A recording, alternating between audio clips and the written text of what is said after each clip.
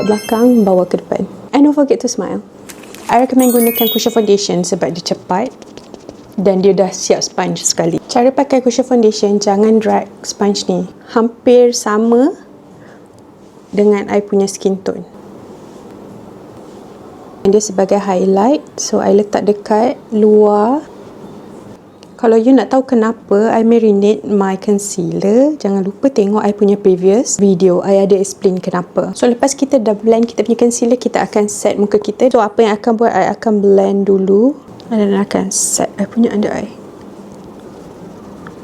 Oily skin, you might want to set the rest of your face ataupun you punya T-zone. Next, kita akan gunakan eyeshadow. I pakai daripada Side Dewa, yang ini Bangkok palette. Kita akan ambil dua shade ni. Macam ni.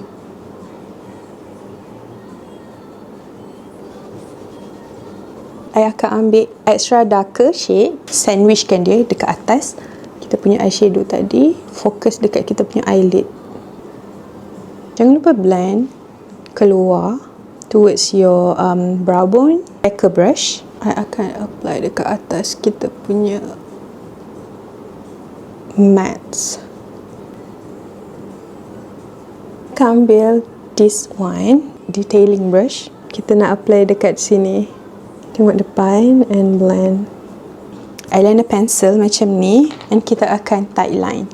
And then apply eyeliner tu dekat you punya lash line. Jadi dia tak ada macam putih-putih bawah mata you macam tu. Letak kat luar macam ni. This is a cream product, okay? Then warm upkan dulu dekat belakang and just tapkan dia.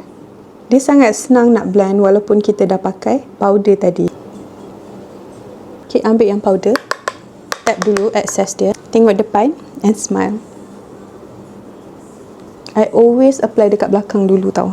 And then I bawa ke depan.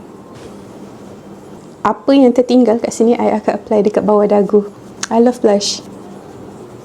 Suka contour I punya hidung. Hidung kita tak berapa. I akan loadkan dia. Senyum, bawa naik atas. Supaya makeup kita tahan lama, I gunakan I punya favourite. Tak akan pakai highlighter. I akan letak sikit je. Just slightly tap.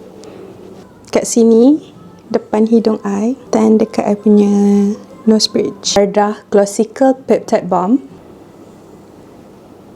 Lip gloss. Alright you guys, this is the finished look.